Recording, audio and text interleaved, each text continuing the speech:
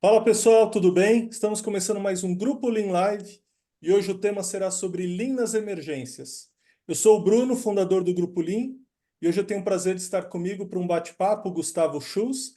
Ele é diretor de práticas assistenciais do Hospital Nossa Senhora das Graças, e o Marco Saavedra, que ele é gerente de melhoria contínua do Hospital Sírio-Libanês. Para o pessoal que está aqui com a gente online, quero que vocês fiquem à vontade para colocar suas perguntas desde já aqui no chat.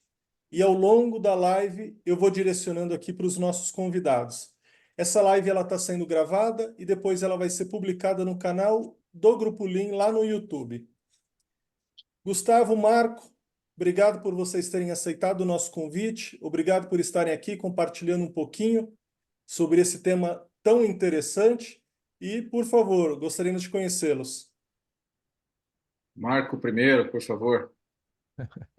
Obrigado, Gustavo. Obrigado aí, Bruno, pelo convite, né? Boa noite a todos, né? Eu sou o Marco Bravo, Saavedra Bravo, né? Sou engenheiro industrial, né? Já com mais de uma década aí trabalhando na área da saúde, né? Eu trabalho como gerente de melhoria contínua aqui no Hospital Sírio-Libanês, né? E também já fui gerente, né? Do projeto o Lean nas Emergências, né, que é um projeto que tem alcance nacional, né, e atualmente tem 6 hospitais de excelência que estão liderando uma grande iniciativa aí, levando essa mudança cultural, né, que a gente fala, não é ferramenta, né, é essa mudança cultural e o desafio de o aprimoramento do serviço de saúde, né. Então, muito obrigado aí, já passo a bola aí para o Dr. Gustavo Schultz. Pelo Marco, obrigado. Boa noite a todos. Gustavo Schultz, eu sou médico de formação, formei na Federal do Paraná em 97, então estou fazendo aí 26 anos de formado. Há 15 anos eu trabalho com gestão, atualmente eu sou diretor de práticas assistenciais no hospital privado aqui em Curitiba, que é o Hospital Nossa Senhora das Graças, um hospital de 274 leitos. E já fui, né, Marco? Trabalhamos junto no projeto Lean nas Emergências, quase desde o comecinho, né? Eu entrei no ciclo um lá do projeto e fiquei por 4 anos e meio trabalhando junto no Sírio-Libanês nesse projeto que eu considero um marco importante na saúde pública do país e mostrou que é possível com organização de processos e o mínimo de investimento, que é o que está na filosofia Lean na essência, fazer mais com o mesmo, né? Ou seja, a gente aprender como eliminar desperdício, ser mais produtivo, ser mais eficiente, com resultados significativos e em desfechos assistenciais, inclusive, né? Então, aqui um paradigma importante para a saúde, né? Como que a eficiência operacional consegue melhorar a eficiência assistencial. Uma coisa está intrinsecamente ligada à outra. Então, mais ou menos a minha história entre tantas coisas aí é por aí. Muito bom. Conta para a gente um pouquinho, Marco, como que foi o início da sua jornada em Lean? Onde você aprendeu Lean? Conta um pouquinho para a gente essa história. Não, ótima sua pergunta, Bruno. Bom, eu primeiro trabalhei na indústria como todo engenheiro, eu acho, né? Então, eu trabalhei na maior empresa de transporte e logística do Chile, chamada Pullman, né? Que ela tinha transporte, né, de pessoas, transporte para mineração, de materiais, né? Então, ele tem ônibus, frotas de caminhões, etc.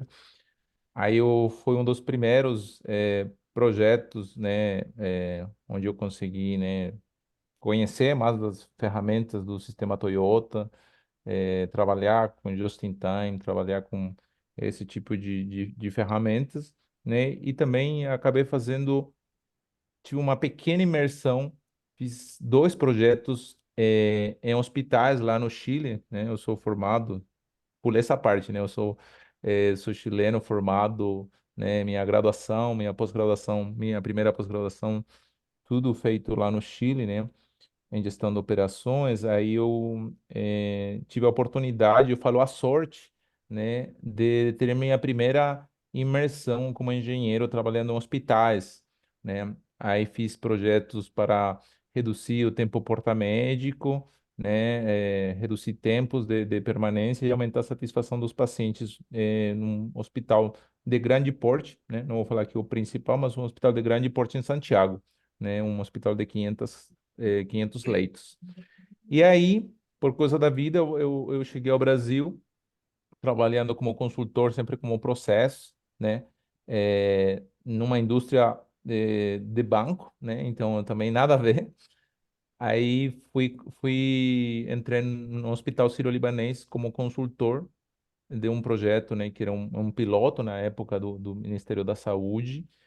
E aqui que eu comecei, de fato, a entender melhor, né, a questão de fluxos, né, fluxo de pacientes, que você na indústria tem uma certa visão de do One Piece Flow, né, trabalhar com processos otimizados, né, processos síncronos e assíncronos, mas quando você entrava na saúde, você percebe que não, isso aí não é muito uma prioridade, né? Embora a gente queira atender o paciente bem, é, a gente acaba não priorizando muitas questões que, para quem é da indústria, é fundamental, né?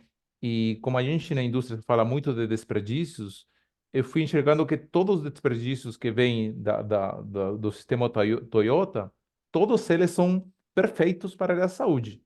O paciente tem problemas de movimentação, o profissional da saúde também, tempos de espera elevados, eh, parte dos hospitais públicos não tem uma gestão sobre estoque, né? Falar de supply chain assim, é muito básico quando você visita muitos hospitais que não tem uma maturidade em gestão.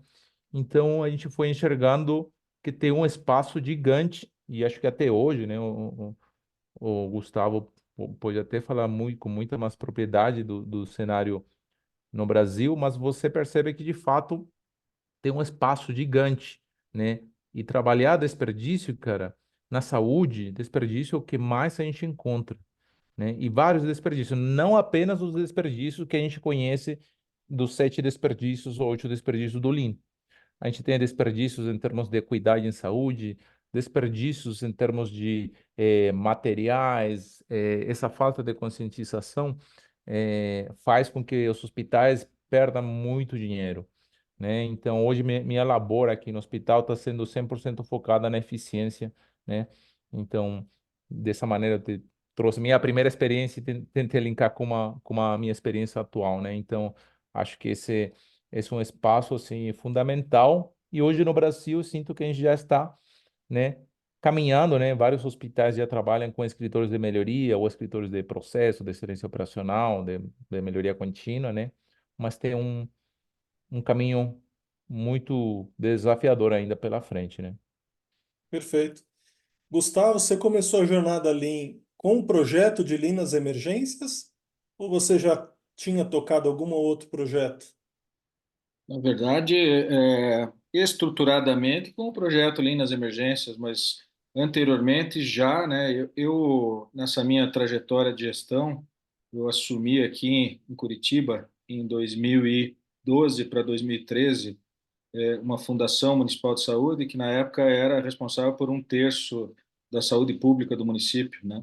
Então, para poder assim administrar um hospital que estava inaugurando aqui, um hospital público municipal, que é o Hospital do Idoso, que existe até hoje, e eu costumo brincar que ganhou de presente naquela ocasião 9 UPAs porte 3 aqui da cidade, ou seja, 9 portas de emergência, porte 3 com volume de atendimento absurdo, e a estruturação do staff médico, do staff de enfermagem, o cuidado, né, com o tempo de espera, porta médico, tempo de desfecho, são coisas que a gente começou a aplicar naquela ocasião, né?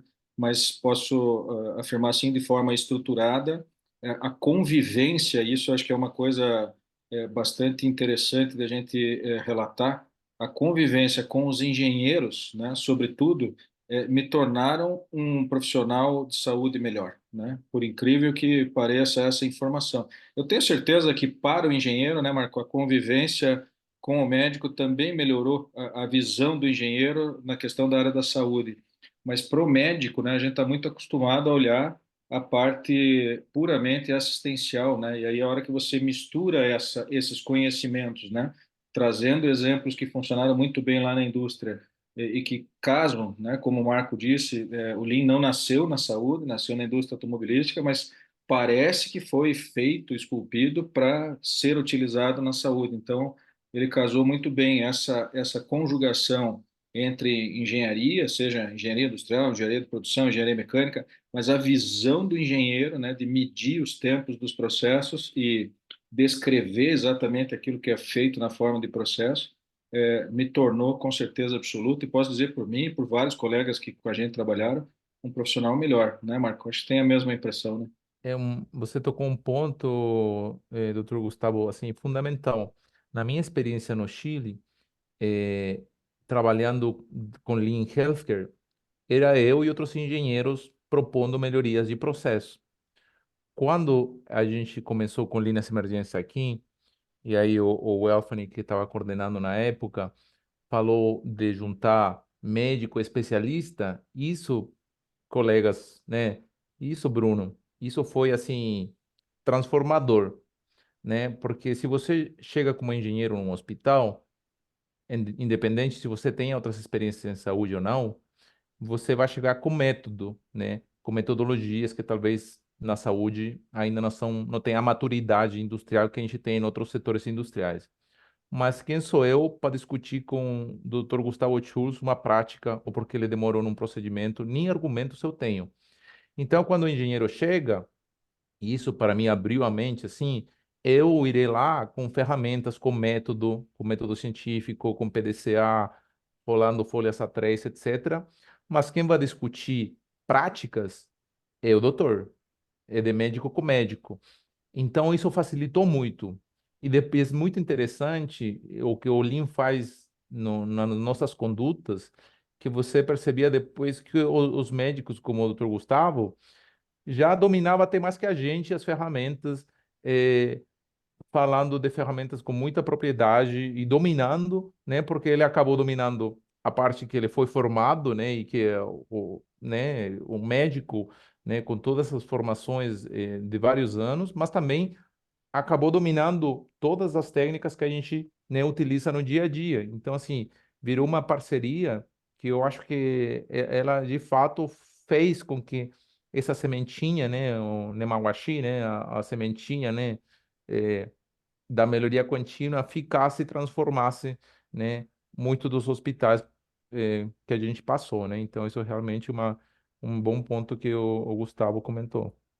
Eu acho, Bruno, se me permite, a gente também tem uma ideia, quando se alguém uma vez me perguntou como é que eu descreveria o Lean, né, numa dessas consultorias de hospital que a gente fazia fez pelo projeto Lean nas emergências, e às vezes quando a gente apresentava alguma ação, alguma proposta em cima do desperdício encontrado, né, em cima do gargalo encontrado no mapeamento de processo, a resposta que vinha em geral dizia, mas a solução que está apresentada aqui parece até óbvia, né? Isso parecia para alguns um demérito, e na verdade não é, né? Na verdade, eu costumo definir o Lean como a estruturação do óbvio, né?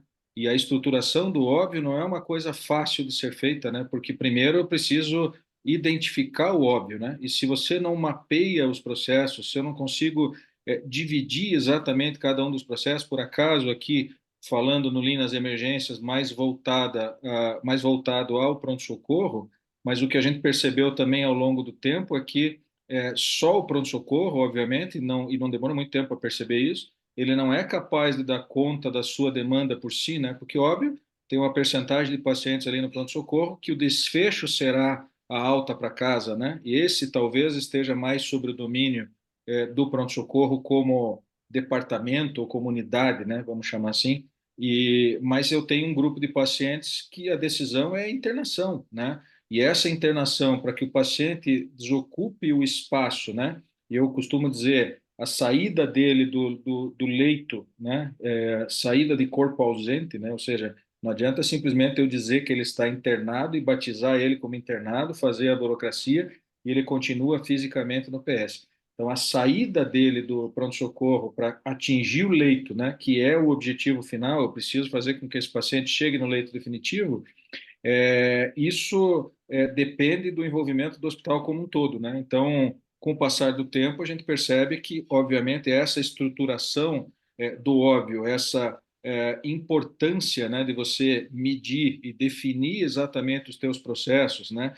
Definir padrões de trabalho ou trabalho padronizado, que é uma ferramenta do Lean também, e às vezes quando você fala e não explica adequadamente o que seja o trabalho padronizado para o médico, né, vem a ideia do padrão, do engessamento, de retirar a autonomia do médico, né, Marco, que boa parte das discussões às vezes estava em torno disso, né, dizendo, não, nós não estamos aqui, acho que é um conselho bacana para todos que estão nessa live, nós não estamos aqui para ensinar o teu ofício, para ensinar o que você deve fazer como médico, nós estamos aqui para melhorar os processos, eliminar desperdícios e, com isso, melhorar o valor agregado para os pacientes, que no final, obviamente, vão ter uma satisfação muito melhor, porque o tempo total de passagem do paciente naquele departamento de emergência, naquela unidade de emergência, será menor e com uma eficiência muito maior, porque a hora que eu seguro esse paciente dentro do departamento de emergência,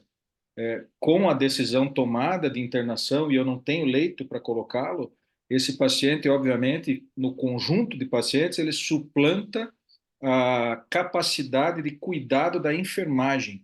E aqui vai um conceito importante também que eu gosto bastante, quando a gente vai ver as situações relacionadas ao Lean, que é o estímulo ao trabalho em equipe, né? Então, eu acho que a saúde é uma área extremamente hierarquizada, né? E muitas vezes o médico esquece, e aí eu estou falando como médico, o médico esquece da necessidade de comunicação com a equipe multidisciplinar e um trabalho com a equipe multi, né? E acha que, por exemplo, mas o paciente fica aqui no pronto-socorro, eu prescrevo o mesmo antibiótico que eu prescreveria se ele tivesse chegado no leito. Pois é, doutor, mas será que já parou para perguntar se esse antibiótico chega na veia ou na boca do seu paciente no momento certo, na hora correta? Será que chega na boca do Antônio ou da Maria correta?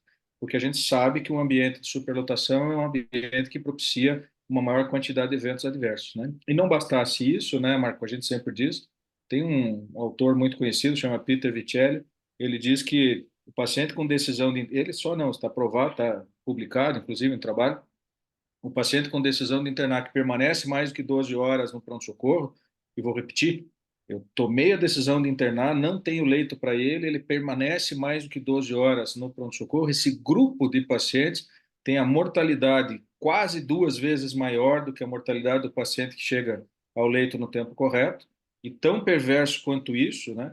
Quando ele chega ao leito, ele fica 4 a 7 dias a mais do que ele ficaria se ele tivesse chegado no tempo correto. Então, o Lean entra exatamente nesse contexto. Eu preciso identificar onde está o desperdício, criar mecanismos, né, para eu poder mostrar claramente para as pessoas, porque aí sai do eu acho, né, como diz o Naghetini que está nos assistindo aqui, sai da achometria, né, porque isso é ruim. Eu tenho números, eu digo, contra fatos não tem argumentos, contra números muito menos, que você consegue demonstrar que aquilo de uma certa forma em termos de evolução, ela está inadequada para qualquer um, e aí o que precisa ser feito para adequar, né? Então, essa estruturação do plano de ação vai gerar, obviamente, uma série de benefícios, de melhorias, e aí dentro disso, né, para não me estender demais, já passo para o Marco, acho que tem a Ana quer fazer uma pergunta também, mas eu digo assim, eu aprendi, né, que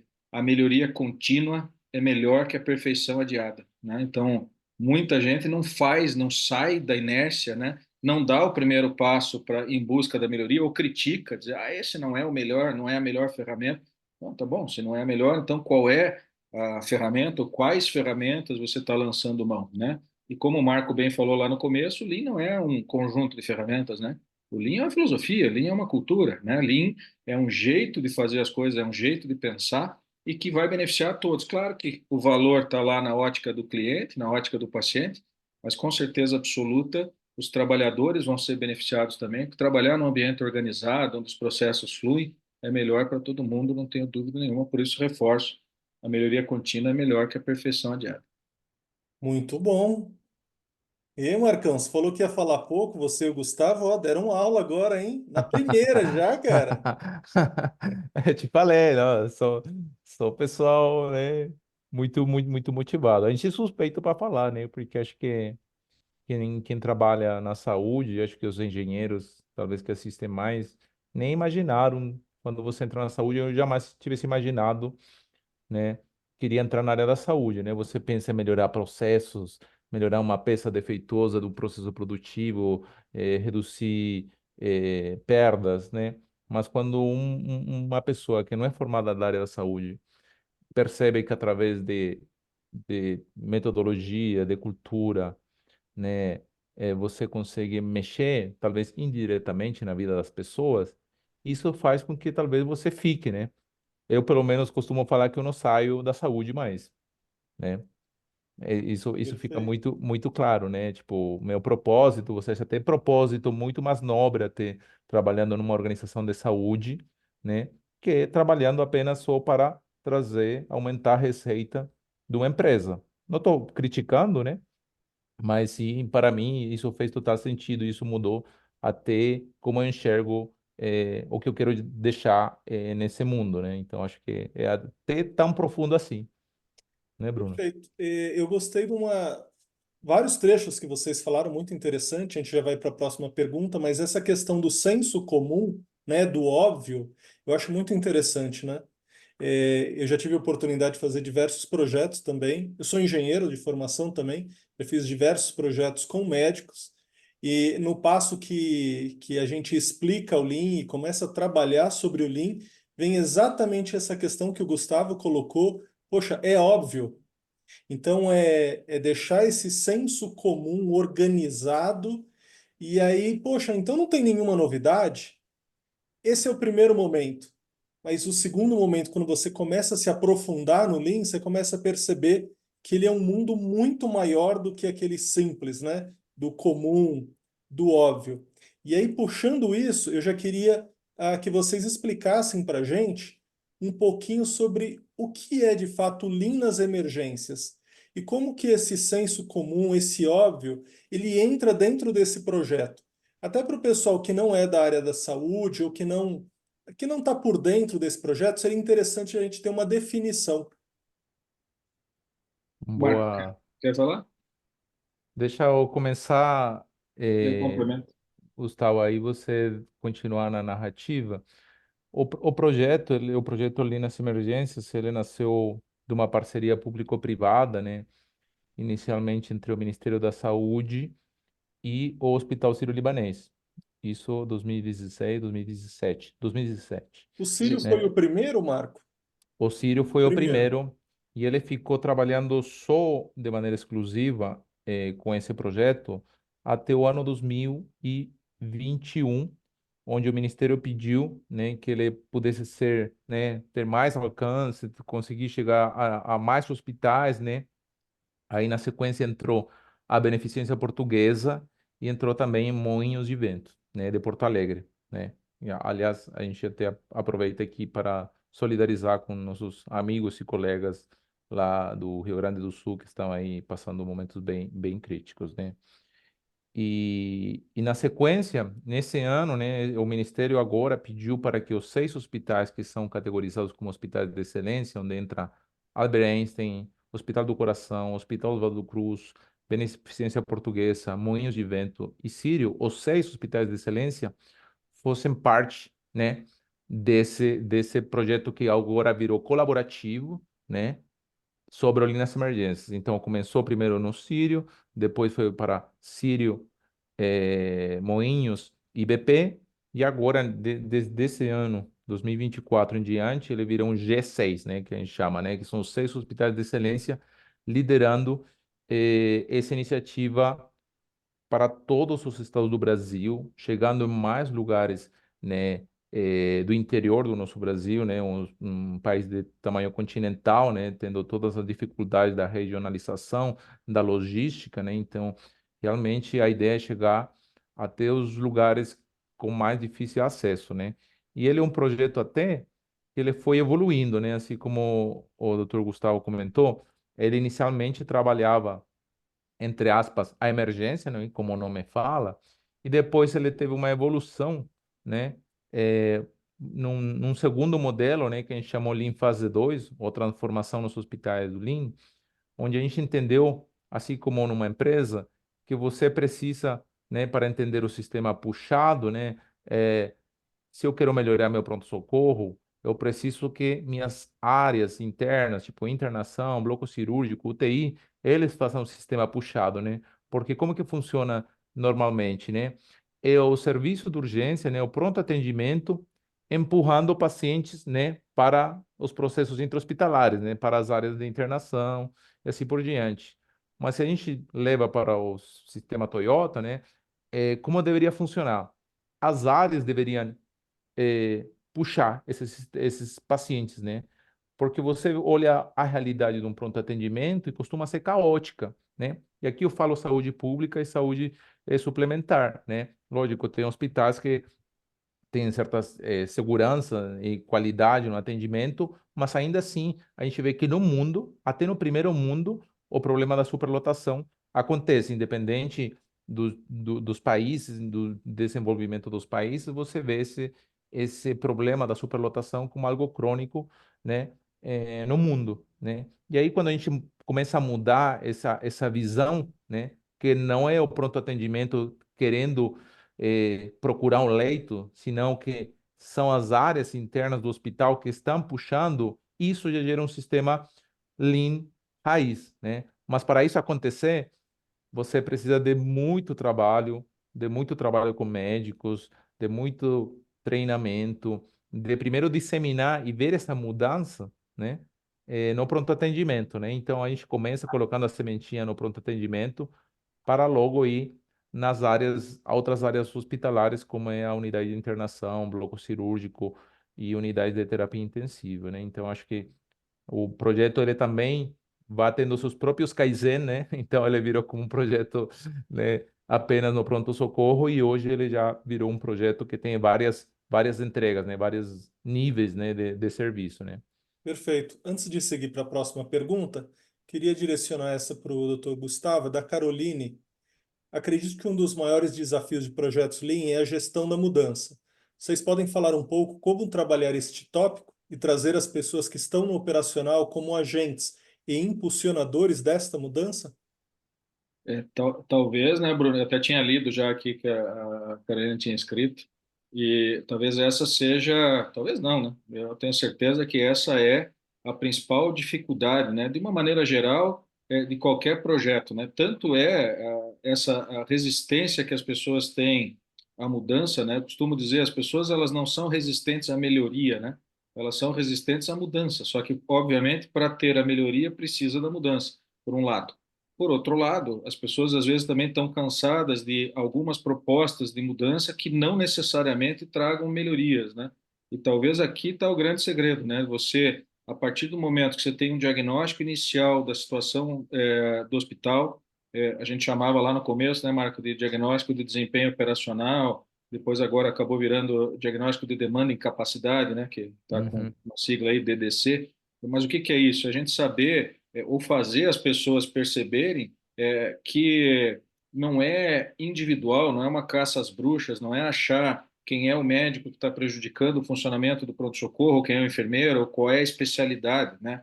É, na verdade, mostrar que o tempo para tomada de decisão está demorado demais, que fazer um paciente permanecer dentro do ambiente de não só do pronto-socorro, do ambiente hospitalar sem necessidade, e aí o conceito médico ajuda no Lean, né? Eu vou dizer, cada noite dormida de um doente no hospital aumenta em 2,5% a chance dele fazer uma infecção hospitalar.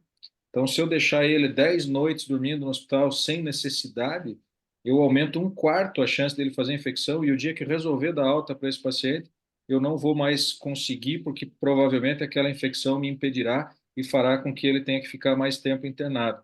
Então, eu acho que a melhor forma de gerir a mudança é mostrando o diagnóstico, a situação atual, fazendo o desenho do processo e aí trazendo eles na participação desse desenho do processo para definir como ele será lá no futuro, porque eu só acredito nessas mudanças aqui no pronto-socorro se me permite usar o termo em inglês, né? O bottom-up funciona muito melhor do que o top-down, né? Então, não é um projeto para fazer com a alta direção do hospital. É óbvio que tem que ter o apoio da alta direção, a alta direção tem que estar engajada, mas a reunião para definir mapeamento de processo e para definir o que precisa ser feito, ela tem que envolver quem de fato está na operação. E a partir do momento que você envolve as pessoas da operação, não estou falando só do médico, não. Eu estou falando de quem faz a limpeza do pronto-socorro, de quem faz a limpeza do leito, higiene do leito. Eu estou falando do maqueiro, né, e que muitas vezes é esquecido, mas a hora que eu coloco ele, envolvo ele no processo, eu sentia isso e sinto isso quando a gente faz esses mapeamentos, trazendo as pessoas para essa discussão, o tamanho do reconhecimento disso para estas pessoas, né? Estarem numa mesma sala discutindo projetos e serem ouvidos e verem resultados das suas argumentações contempladas nas ações que foram definidas pelo hospital é absolutamente enriquecedor, né? E eu acho que aí está a principal gestão da mudança, né? De uma certa forma, eu preciso trazer as pessoas para a discussão do problema. O diagnóstico de demanda e capacidade, por exemplo, ele é fundamental porque para nós, né, Marco, que íamos como ou vamos como consultores no hospital e não conhecemos o hospital, a gente pode nem passar visita no hospital, nem andar no pronto-socorro, olhando o diagnóstico, né, com os dados que lá estão colocados, a gente consegue exatamente mostrar para os hospitais o que de fato é o hospital, a ponto das pessoas pensarem, poxa, como é que ele conhece tão bem o nosso hospital? E aí não é uma questão de conhecer, né? É a questão de você ver e ter uma ideia dos indicadores, né?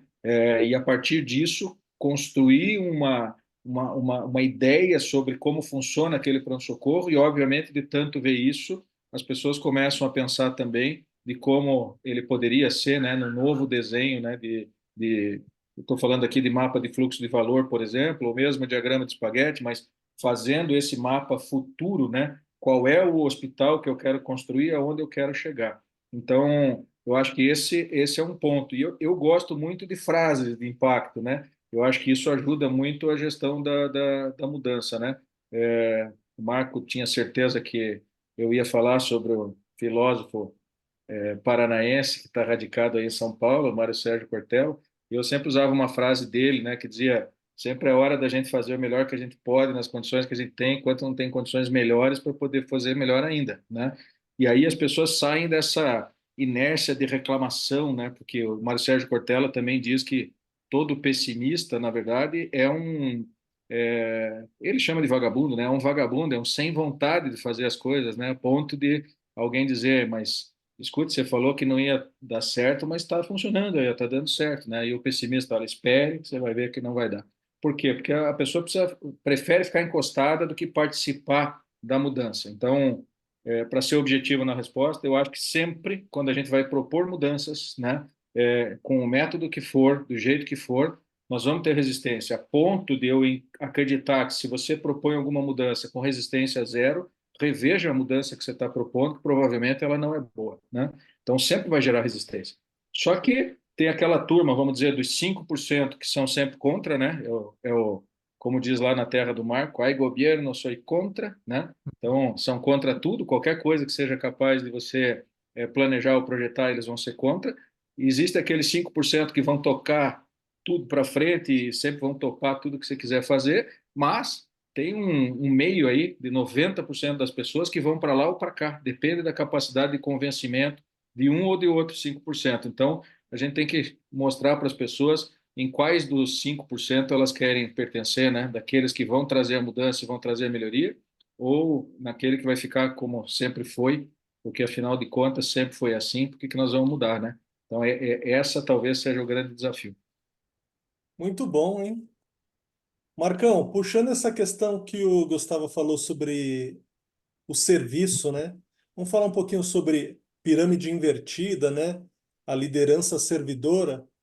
E aí eu queria que você falasse um pouquinho quem é que geralmente participa do projeto Lean nas emergências? Quais são os setores? Quais são os profissionais? Ele tem uma restrição? Ele pega todos? Conta pra gente um pouquinho sobre isso. Sim. Acho que o intuito, né, é sempre né? Acho que Lean acaba sendo algo sobre comportamento, né? Então, não é apenas metodologia, né? E isso eu gosto de falar bastante. É sobre mudança cultural, sobre comportamento, sobre pessoas, né? E as ferramentas apenas te ajudam nisso, né? Então, o mapa de fluxo por si só não vai fazer nada, né? Então, e ferramentas isoladas também não farão nada. Então, o que a gente sempre colocava como premissa é o maior envolvimento, né, de todas as partes envolvidas, né, no hospital, né? Uma questão, pegando até o gancho, do que o Gustavo comentava, sempre tem detratores, né? Então, uma questão que a gente já colocava no início, na primeira visita, era fazer uma matriz de stakeholders, né? Basicamente para entender o público que a gente estava enfrentando, né? Quem são os detratores, que são pessoas que a gente ia ter que trabalhar mais próximo, quem são os apoiadores e, como ele sabiamente comentou, quem são os neutros. Porque, de fato, esse neutro vai te dar, se você consegue converter, né? Se você conseguir apresentar mudanças que ainda não são melhorias, né? Essas pessoas de fato virarão multiplicadores. E aquele detrator, ele tem dois caminhos, né? Se a gente começa a andar, e isso acontecia muito nitidamente, aquele que no início não acreditava, porque falava, cara, a metodologia da indústria está vindo na saúde, quando ele começava a perceber mudança, quando os médicos, principalmente, começavam a ver um corredor vazio que nunca tinha visto na vida, 20 anos trabalhando num hospital e nunca conseguiram enxergar um corredor vazio, eles tinham dois caminhos. Ou eles viravam apoiadores, ou minimamente neutros, ou eles já ficava visível para os diretores qual é aquela massa podre nesse círculo, né? Então, para a gente, era fundamental todas as camadas de um hospital, o diretor do hospital, talvez não em todos os encontros, mas pelo menos inicialmente, em algumas reuniões, ter essas reuniões com o diretor geral do hospital. Lógico que o diretor, o chefe do pronto-socorro, né, tanto o chefe médico como a chefe, a enfermeira líder daquele pronto-socorro, mas quando a gente começava com essa sementinha do Lean, o que sempre é importante é envolver a maior quantidade de pessoas possível. E aí o daily management, né, chamar o daily, o huddle, né, que a gente chama, que são as dailies, né, essas reuniões de rotina, elas são transformadoras, né? Porque assim como na indústria, o hospital, ele trabalha de maneira departamental, né? Trabalha por silos, né? Então, uma farmacêutica ou o pessoal da nutrição nunca conheceu, nem viu, que nem o cara da engenharia clínica. É, um pessoal de um plantão não conhece as pessoas do plantão da noite, nem sabem quem é a pessoa que trabalha no almoxarifado. Então, através de questões simples, né, como uma simples reunião diária, né, e não, que não era para passar um plantão, que não era para apenas falar de um caso clínico, era para trabalhar das pendências, do que coisa tinha ficado pendente de um plantão para outro, né? Colocar essas pessoas numa mesa, aliás, nunca era de mesa, né, Gustavo? É sempre em pé, em algum corredor, em algum cantinho, fazer a daily, né, por 15 minutos, 20 minutos, isso, isso era transformação cultural, porque muitos hospitais nunca tiveram ninguém, nenhum gestor falou para eles, gente, precisamos fazer uma reunião de 15, 20 minutos para ver se todos os meus medicamentos estão ok, ou se tem algum colega que não conseguiu participar, não conseguiu vir nesse plantão, se tem alguma máquina, um aparelho que hoje não está funcionando, está manutenção, coisas básicas.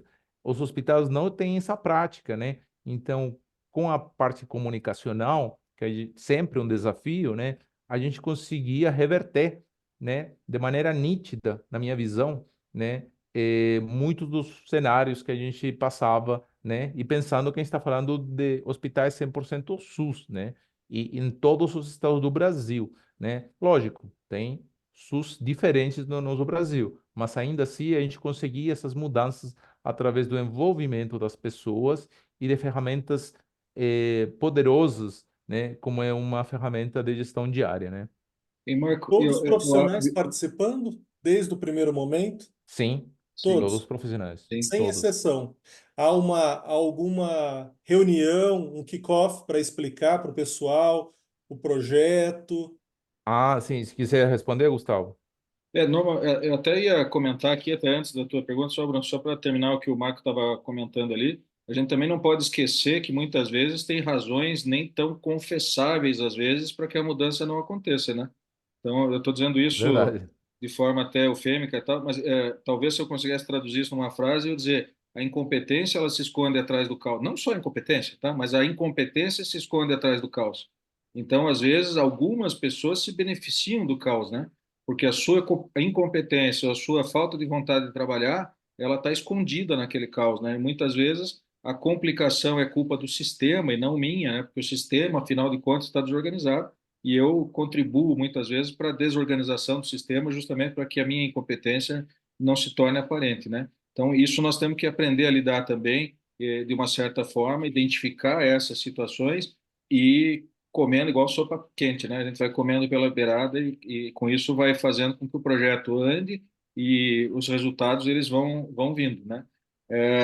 Em relação ao que você perguntou das pessoas, eu acho que sempre quanto maior for o envolvimento das pessoas nesses projetos, obviamente das pessoas diretamente relacionadas, né? Então, algumas reuniões a gente já manda antecipadamente quem são as pessoas que devem participar daquela reunião, né? Para que o projeto possa andar ou para que aquela etapa do projeto possa andar. Mas também tem, né? No projeto Lean nas Emergências também tem uma seleção de pessoas, né? Dos hospitais participantes para um curso que antecede o projeto Lean nas Emergências, que é, na minha opinião, um grande divisor de águas, porque ele mostra exatamente, as pessoas saem mudadas, elas saem sensibilizadas desse curso, mostrando que, como eu falei lá atrás, o óbvio pode ser estruturado e quais são as ferramentas, algumas coisas que eu dizia, puxa, isso daqui é uma coisa que eu sempre pensei em fazer, mas é assim que eu vejo, como é que eu consigo calcular o meu tempo de espera? Putz, eu descubro que a gente faz, não é só a ferramenta do Lean, né, Marco? A gente acaba utilizando outras coisas, como teoria de restrições, teoria de filas, mas eu consigo descobrir, aliado à matemática, eu não falei, mas provavelmente eu fui engenheiro em outra vida, por isso que eu gosto tanto da matemática e da física, mas de qualquer maneira eu consigo descobrir como é que eu calculo WQ, né? Como é que eu calculo o estado estacionário, eu consigo saber o que é taxa de chegada, o que é taxa de serviço, né? Consigo dividir uma pela outra, consigo saber exatamente qual é o meu fator de utilização para saber se eu estou distribuindo o trabalho de forma equânime também, porque às vezes eu estou com uma pessoa lá extremamente sobrecarregada, que está reclamando de tudo e que não dá conta do serviço, e outra que, eventualmente, se eu conseguir, óbvio, de atividades não exclusivas, mas eu conseguir balancear o trabalho entre essas pessoas, eu consigo ter resultados muito mais poderosos, né? Então, por isso que eu acho que as pessoas têm que ser sensibilizadas quanto a esse tema, envolvidas desde lá o começo. E a hora que a transformação começa a acontecer, de experiência nossa, né, Marco, em torno da quarta, quinta visita, a gente já começa a perceber essa diferença nos hospitais, nós vamos arrebanhando mais seguidores, vamos dizer, e que vão fazer esse projeto de fato andar, né? E por isso também há que se ter uma inteligência de quem toca o projeto, né? Até por uma questão, e não é só inteligência, para isso também tem método, né? Como é que eu priorizo as minhas ações, né? O que que é mais urgente eu fazer, né? Obviamente, por uma questão de inteligência, vamos dizer, aquilo que tem alto impacto e baixo esforço, eu vou fazer primeiro, mas eu preciso saber classificar isso, né? E a hora que eu consigo fazer aquilo que tem alto impacto com baixo esforço primeiro, consegue-se o que a gente chama de quick wins, né? Eu vou ter as vitórias rápidas que vão fazer mais gente se agregar, que são aquelas pessoas que trabalham há anos no pronto-socorro e estão acostumados que sempre foi assim e não vai mudar, né? Eu me lembro, aqui em Curitiba, alguém me disse uma vez, putz, você está entrando aqui no hospital para tentar fazer essas mudanças, eu quero ver quanto tempo você vai levar para desistir, porque faz 20 anos que eu tento mudar e nunca consegui, né? Aquilo para mim foi um incentivo a mais para conseguir, né? Só para vocês terem uma ideia, nesse hospital que eu estou falando, nós reduzimos o tempo médio de permanência de 3,9 dias para 2,5, reduzimos em 1,4.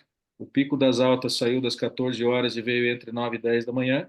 E aí eu já respondo lá atrás, não vou lembrar aqui quem fez a pergunta, mas dizer, fazer com que as pessoas entendam que o verdadeiro puxador desse sistema puxado que o Marco comentou é a alta hospitalar, né?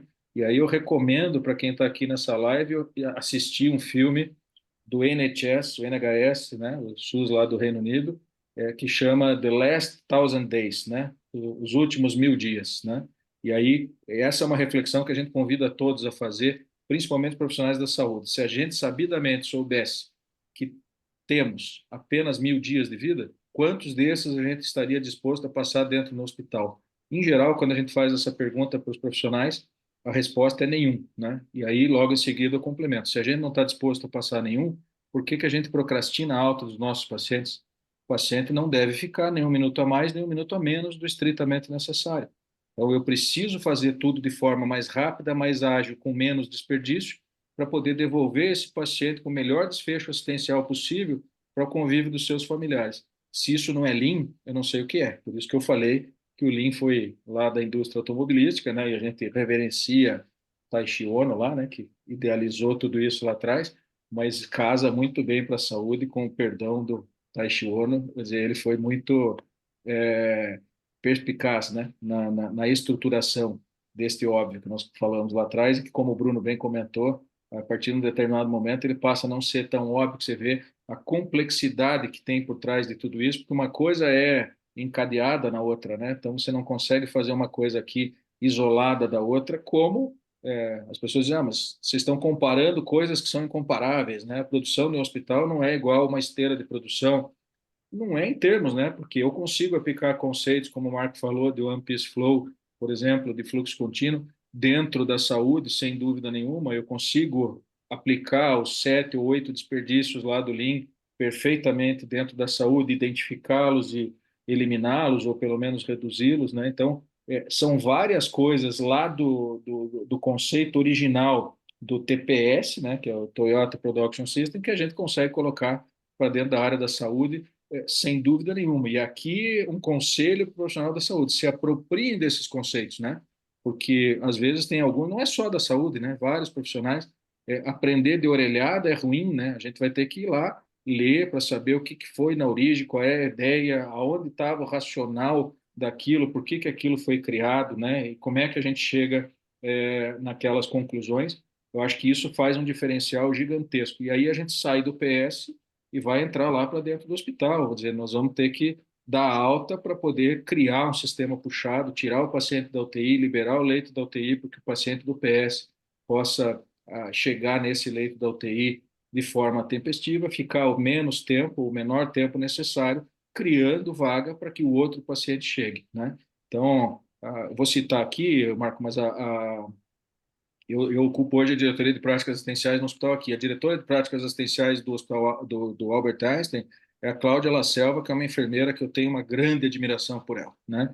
Ela chama isso que eu estou falando de capacidade virtual, né? E o que que Uhum. é Sim. capacidade virtual? É a capacidade que a gente tem de girar o leito, né? De fazer com que mais pacientes deitem em cima do mesmo leito ao longo de um mês. Isso a gente chama de giro de leito no hospital. Uhum. Então, a hora que eu consigo fazer isso, reduzindo o tempo médio de permanência, eu crio uma capacidade virtual, eu ganho leitos no hospital sem construir um leito sequer, né? Então, aí você cria a tua capacidade para poder esvaziar o pronto-socorro e tirar esses pacientes e fazer com que o corredor lá fique vazio, dando a melhor assistência para os pacientes. Então, não tenho dúvida nenhuma de que isso é possível, e o projeto está aí para mostrar, né, em quantos hospitais que isso funcionou. Óbvio, depende muito do engajamento das pessoas, como a gente falou ali atrás, e da nossa capacidade também, não só como consultor, né, como escritório de melhoria contínua, como qualidade, como profissional de saúde mesmo,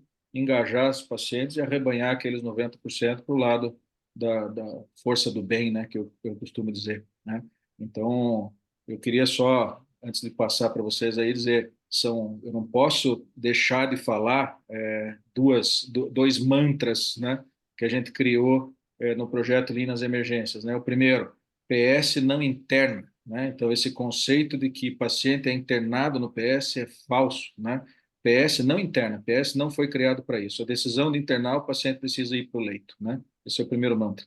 E segundo, paciente que anda não deita, né? Nós temos um costume de chegar o paciente vertical, o paciente andando, demanda espontânea, e deitá-lo a todo custo. Para você tirá-lo do leito depois é uma dificuldade. Então, nesse contexto, quando a gente olha Lean nas emergências, eu estou falando de segmentação de fluxo.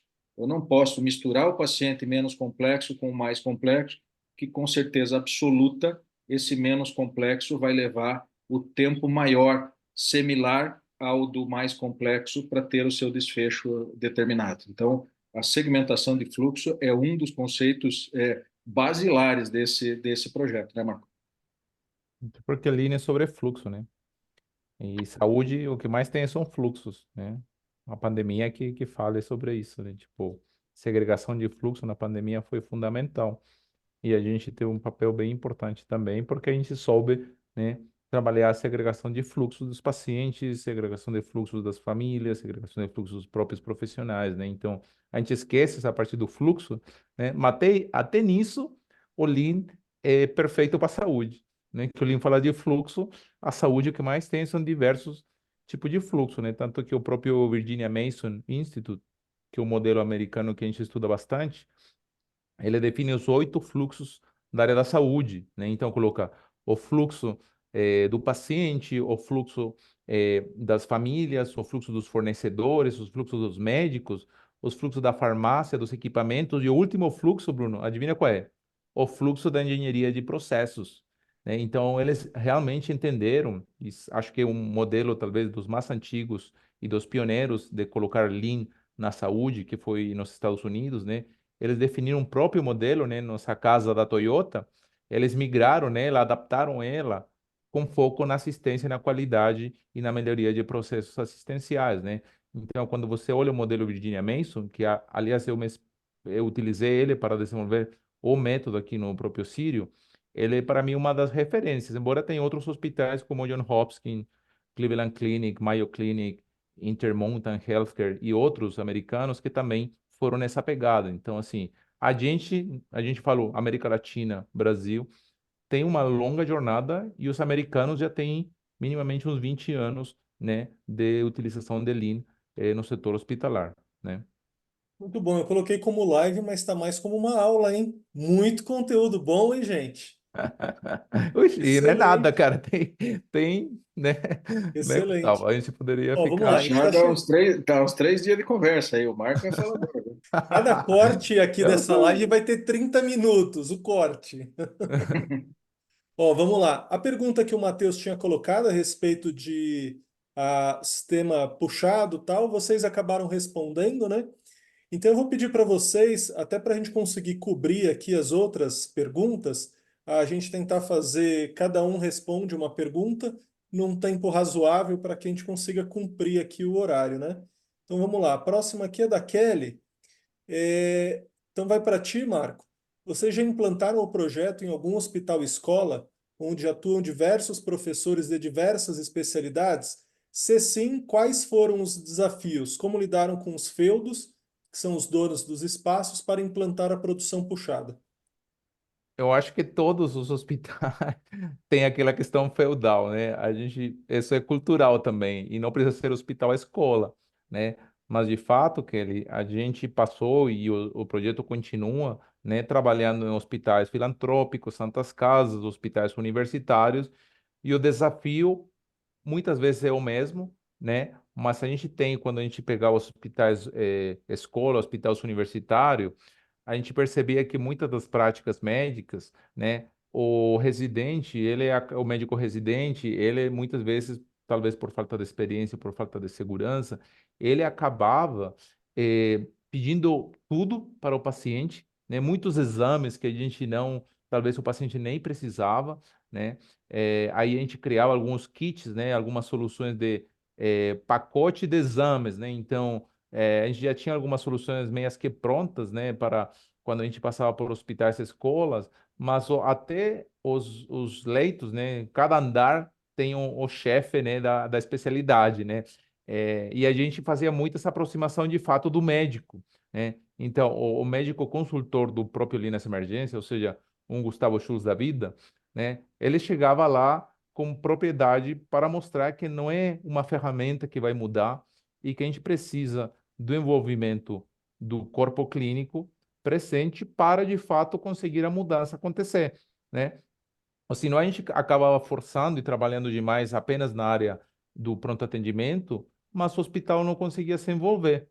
E até pego aqui a pergunta do Matheus, se não me engano, que falava quando a gente não conseguia bons resultados, era de fato isso. Se eu não conseguia uma liderança participante, né, aí a mudança provavelmente não, a gente não conseguia obter os ganhos culturais que a gente estava preconizando, né? Ou quando a gente tinha pouco engajamento do corpo clínico, o hospital também não virava. Então, percebam, a participação do médico em projetos de Lean, seja na emergência, no centro cirúrgico, onde for, é fundamental. A gente acaba trabalhando muito com as enfermeiras, que eu tenho aprendido muito com elas, porque a enfermeira ela tem uma visão de processos muito boa.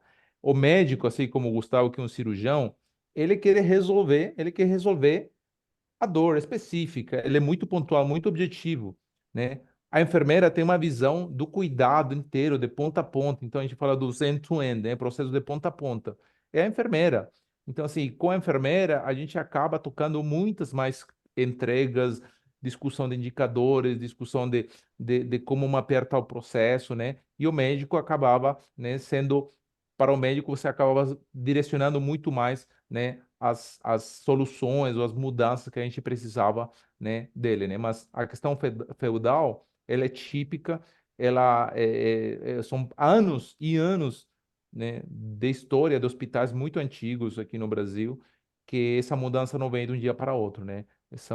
É uma jornada, né? Então a mudança cultural, né, como vocês devem bem saber, ela não vem de um ano para outro, ou com uma ferramenta ou com outra, né? Ele é uma jornada de trabalho, né, de colocar pequenas sementinhas, né, trabalhar o solo, né, de vários setores até chegar a conseguir uma transformação, né?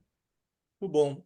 Gustavo, o Emerson mandou uma pergunta, você já até mandou um alô aqui para ele, mas é uma pergunta aqui para a gente compartilhar com o pessoal. Ele pergunta Aliás, aqui, essa é boa, essa é boa.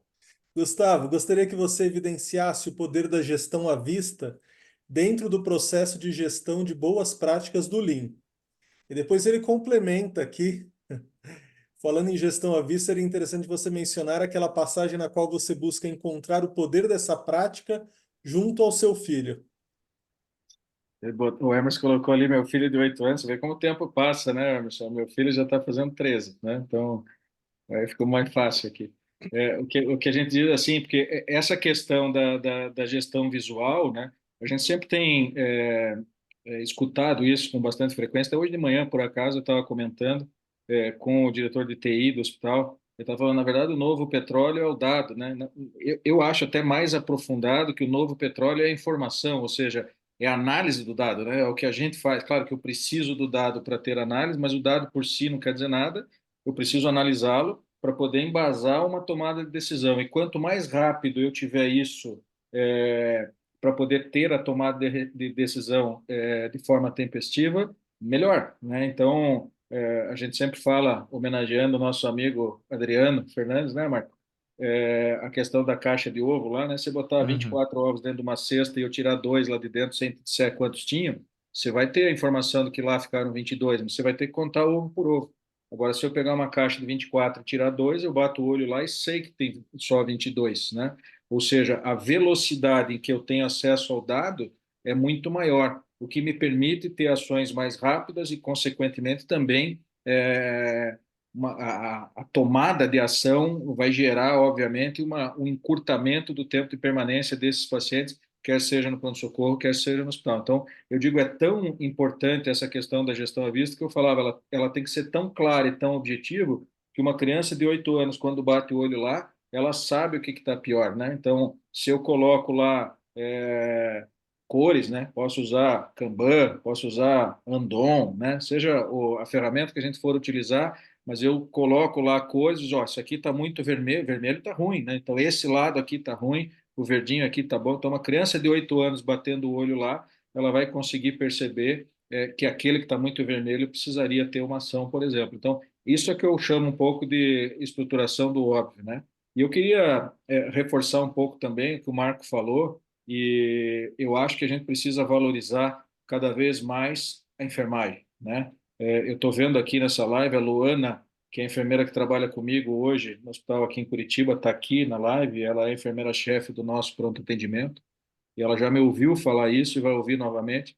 Eu digo assim, se você pegar os primeiros hospitais lá, e- lá atrás, que eram as Santas Casas, né, que eram, obviamente, hospitais de caridade, né, e por isso o nome, não tinham médicos, né? O cuidado ele era feito mesmo sem médico, né? E hoje nós médicos, né? O Carlos Castilho está aqui também, estou vendo, médico, cirurgião cardíaco, né? Grande cirurgião.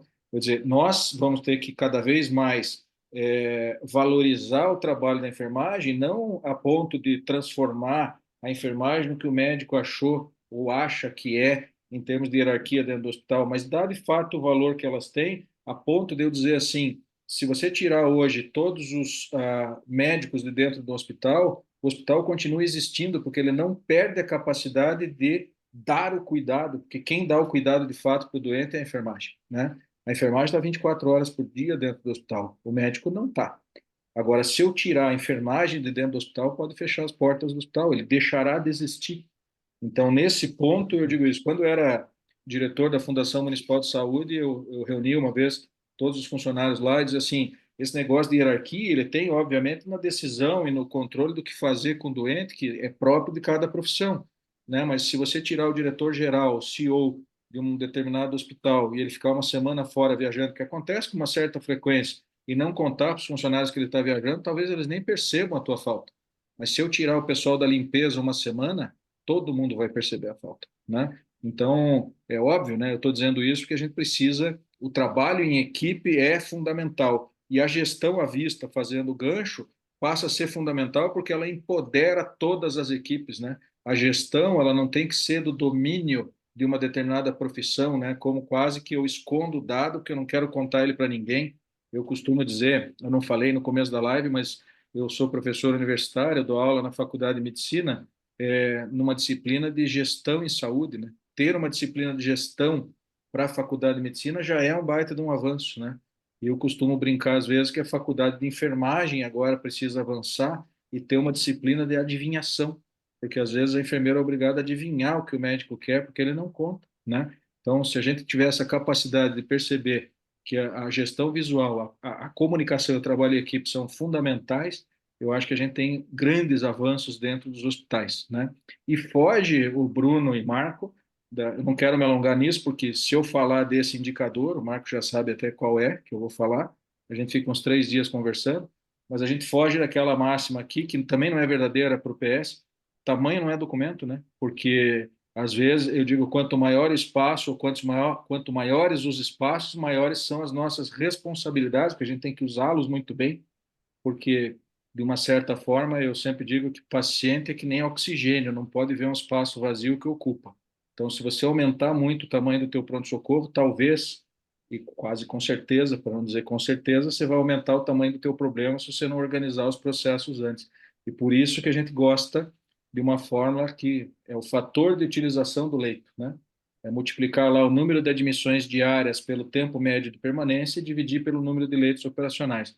Todo gestor, quando tem um fator de utilização desorganizado, ou seja, quando ele está acima de 1, vamos dizer, eu estou com um hospital superlotado, eu olho, eles olham para essa fórmula, às vezes mesmo sem saber que estão olhando, né? Porque se ele está superlotado, como é que eu reduzo o produto de uma fração? Ou eu aumento o denominador ou reduzo o numerador. Invariavelmente, quase todos os gestores vão lá aumentar o denominador, dizer, está faltando leito, vamos construir mais uma torre do hospital, vamos construir mais uma ala, e não organiza processo, vai resolver na primeira, segunda, terceira semana. A partir dali, ele só aumentou o tamanho do problema dele. Então, eu recomendo a todos os gestores que olhem para essa fórmula e vejam que o segredo não está no denominador, está no numerador. E não bloqueando a admissão, porque isso é bloquear acesso, e bloquear acesso fulmina um princípio fundamental do SUS, criado em 88, ratificado pela Lei 8080 de 1990, que é a equidade, né, que é o direito universal de acesso das pessoas ao serviço de saúde, né? Nós não podemos tirar esse direito. Então só sobra uma coisa para mexer: tempo médio de permanência. Então aqui eu digo, se vocês não acreditam no Lean, acreditem nisso que eu estou falando, só que para aumentar, aliás, para melhorar o tempo médio de permanência, para reduzir o tempo médio de permanência, o que eu preciso? Alta. E se vocês começarem a dar alta no momento certo, no momento adequado, organizando ela paralela ao plano terapêutico, né? Fazendo com que essa alta seja prevista, né? No primeiras 24 horas de admissão, ratificada um dia antes da alta. Eu tenho uma organização em torno disso. Essa é a base da criação do sistema puxado. E aí eu digo para todos aqui, bem-vindos ao Lean. Muito bom, gente. Eu vou pedir para vocês, antes das considerações finais, a gente já está no final da nossa live, se vocês quiserem deixar contato, site, o Marcão já colocou aqui um grupo muito bom que ele criou sobre Lean na saúde, está lá no LinkedIn. O pessoal que está aqui na live, entra lá, vale a pena. E aí eu quero aproveitar também, bom, esse ano o Grupo Lean ele completa 18 anos, então é uma longa jornada aí com o Lean.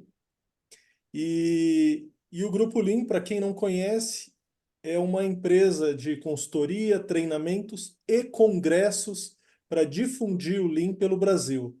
Um dos congressos é o Fórum Nacional Lean, que a gente está indo para a 28ª edição. Vai acontecer agora em junho em Fortaleza.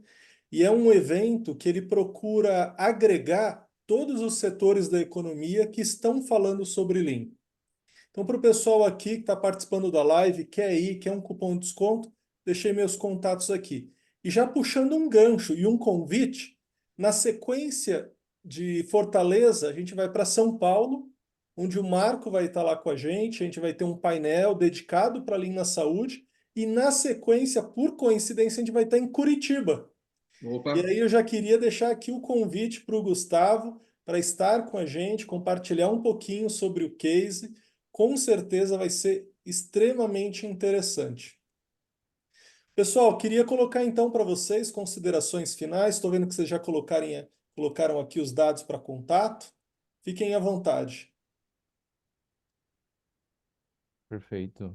Pessoal, acho que depois da fala do Gustavo fica até difícil, né?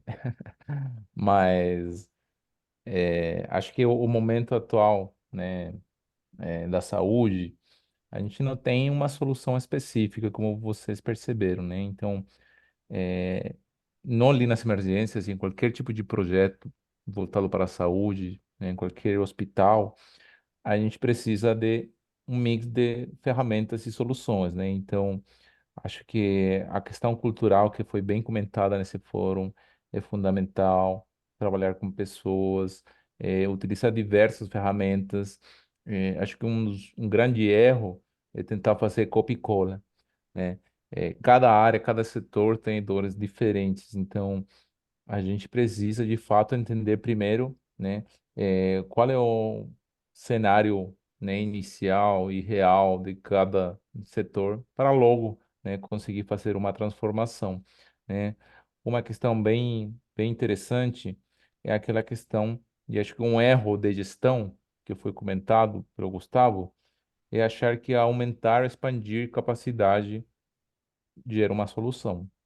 Esse é um erro assim básico, né?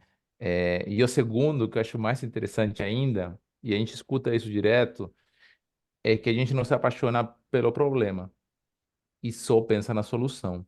Então, assim, quando a gente tenta fazer essa mudança cultural, você percebe que as pessoas, você quer ajudar elas a entender um processo, as pessoas vão direto, né? Pensando na solução. E ninguém faz análise de causa, né? Então, como eu vou propor uma solução se não entendi a causa raiz? Isso, para mim, assim, é vital, né?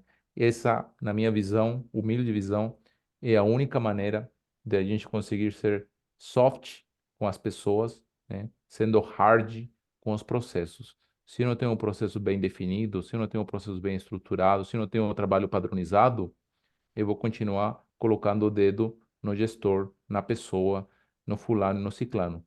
Quando eu consigo padronizar, quando eu consigo entregar com qualidade, quando eu tenho protocolos, scripts, checklists, eu vou começar a falar de processos apenas e não de fulano e ciclano. Esse é um dos principais caminhos da melhoria, né? Focar nos processos e não colocar o dedo na pessoa.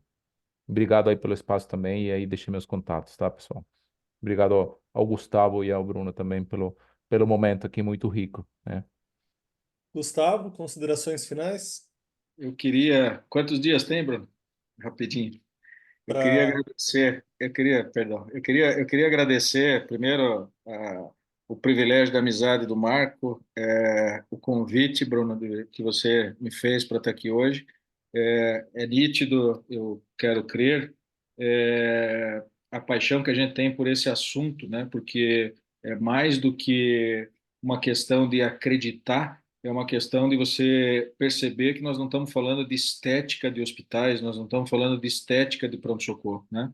Nós estamos falando de situações que, se não resolvidas, aumentam a morbimortalidade dos pacientes por causas evitáveis, né? E eu costumo dizer sempre também que, se um profissional de saúde tem um propósito nesta vida, o propósito é evitar mortes e complicações evitáveis, né? Porque o único contrato que a gente assina quando nasce é o da morte, né? Em algum dia a gente vai morrer, né? Ninguém de nós é eterno.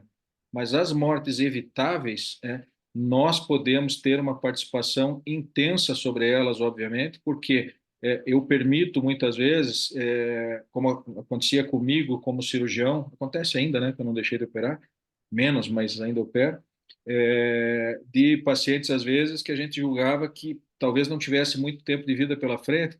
E eu me lembro de ter operado um paciente com tumor gástrico, tumor agressivo, que chama adenocarcinoma de células anel de Synnet, e esse paciente sobreviveu 5 anos pós-cirurgia, foi falecer com 5 anos e meio pós-cirurgia. Pouco antes de morrer, ele veio ao meu consultório e me agradeceu por eu ter dado a oportunidade, a equipe, né, que o atendeu, ter dado a ele a oportunidade dele poder ter visto os netos crescerem.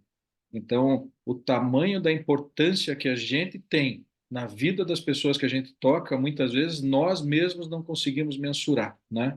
Eu tenho o privilégio de ser formado numa faculdade de medicina, fiz aqui a Federal do Paraná, e é, por acaso, a mesma faculdade que meu avô fez com uma pequena diferença de tempo. Eu me formei em 1997, meu avô se formou em 1939, né? E eu tive o privilégio de conviver com ele. Ele viu a minha formatura, meus primeiros anos de medicina, nós conversávamos bastante e, obviamente, que escutando as histórias dele, né, muitas das vezes ele me dizia que eu só ia perceber verdadeiramente o sentido de ser médico a hora que o familiar de um paciente que fosse a óbito viesse me agradecer, né? Porque agradecer o sucesso é quase uma consequência natural do sucesso, né? Agora, agradecer a, o pior dos insucessos, que é a morte, e às vezes a gente não tem muita ascendência sobre ela, né?